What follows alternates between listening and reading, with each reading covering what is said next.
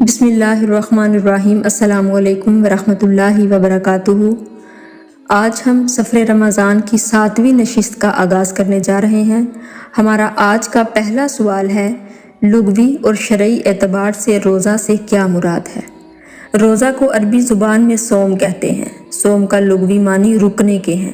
شرع کی روح سے صبح صادق سے لے کر غروب آفتاب تک کھانے پینے اور عمل مباشرت سے رک جانے کا نام روزہ ہے، جیسا کہ قرآن حکیم سے ثابت ہے، وَكُلُوا وَاشْرَبُوا حَتَّى يَتَبَيَّنَ لَكُمُ الْخَيْطُ الْأَبْيَضُ مِنَ الْخَيْطِ الْأَسْوَدِ مِنَ الْفَجْرِ ثُمَّ أَتِمُّوا الصِّيَامَ إِلَى اللَّيْلِ۔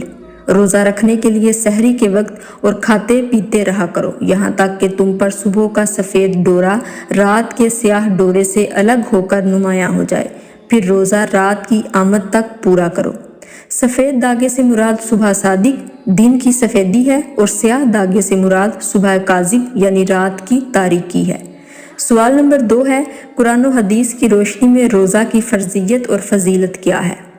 قرآن حکیم میں روزہ کی فرضیت کے بارے میں اللہ تعالیٰ نے فرمایا، اے ایمان والو، تم پر اسی طرح روزے فرض کیے گئے ہیں جیسے تم سے پہلے لوگوں پر فرض کیے گئے تھے، تاکہ تم پرہیزگار بن جاؤ۔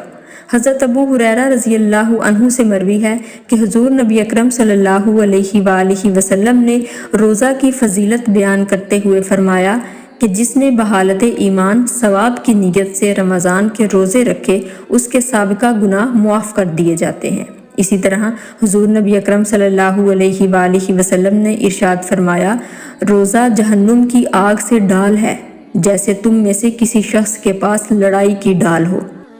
حضرت ابو ہریرہ رضی اللہ عنہ سے مروی ہے کہ حضور نبی اکرم صلی اللہ علیہ وآلہ وسلم نے فرمایا، آدم کے بیٹے کا نیک عمل 10 گنا سے لے کر 700 گنا تک آگے جتنا بھی اللہ چاہے بڑھایا جاتا ہے۔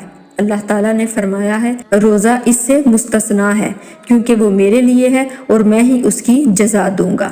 ان تمام حدیث مبارکہ سے یہ چیز واضح ہوتی ہے کہ اعمال صالحہ کا ثواب صدق نیت اور اخلاص کی وجہ سے 10 گنا سے لے کر 700 گنا تک، بلکہ بعض دفعہ اس سے بھی زیادہ ہوتا ہے، لیکن روزہ کا ثواب بے حد اور بے اندازہ ہے۔